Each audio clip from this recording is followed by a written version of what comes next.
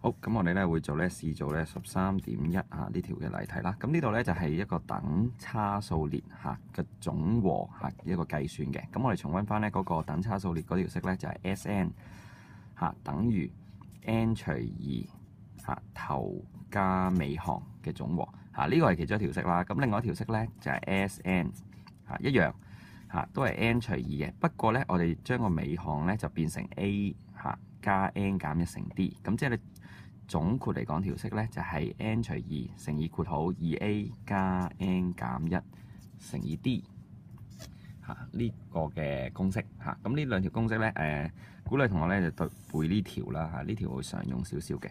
咁啊13.1嗰度咧就俾咗嗰個等差數列我哋啦。咁咧好快地咧我哋揾到個 a 咧首項就係33，嗰個 d 即係個公差咧你會發現咧每個咧就會減5嘅每個數就減5，咁所以咧嗰個公差就係5啦。咁咧 A part 就係叫我哋計首10項嘅和，咁即係 S10咁啊將 n 代入10啦，然之後咧將個 A 嘅數值啦同 D 嘅數值代入去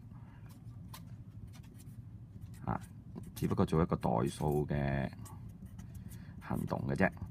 咁啊計算得出嚟咧就係105咁就已經完成咗 A part 嗰條題目㗎啦。B part 咧就係一個進階延展嘅題目啦。咁佢咧就話俾我哋聽咧，第 K 個項首 K 個項嘅總和咧就係7。咁咧如果我哋將 K 代入嗰個公式入邊咧，我哋會得出咧 K 除2乘以括號2乘以33，再加 K 減1乘以負5。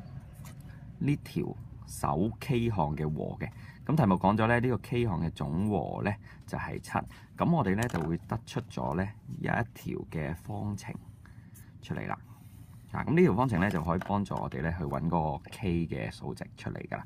咁我哋簡化一下條方程啦。K 除2括號入邊66減5個 K 再加5等於7。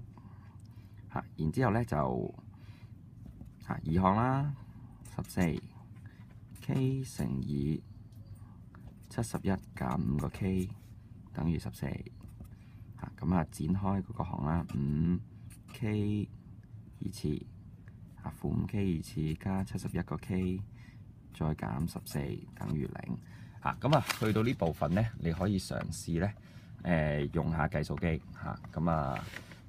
因為解方程嗰度咧，我哋去到公開考試咧都唔會有分數俾我哋噶啦。咁所以我哋試下快少少咧，運用呢個計數機 Formula 01嗰個公式去幫我哋計數啦。咁我計到 x 咧，其中一個解咧 k 就係0.2或者14。咁我哋知道 k 咧就係第 k 個項啦，咁冇可能係0.2嘅，所以呢個咧我哋會寫去。咁就完成啦，所以 K 就等於14。